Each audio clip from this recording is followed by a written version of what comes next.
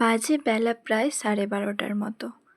আর আমরা যাচ্ছি এখন ডাক্তারখানা। এটা শুনে তো সবাই অবাক হবে। আর এই দেখো এই হচ্ছে সেই ডাক্তারখানা যেখানে আমার অপারেশন হয়েছিল।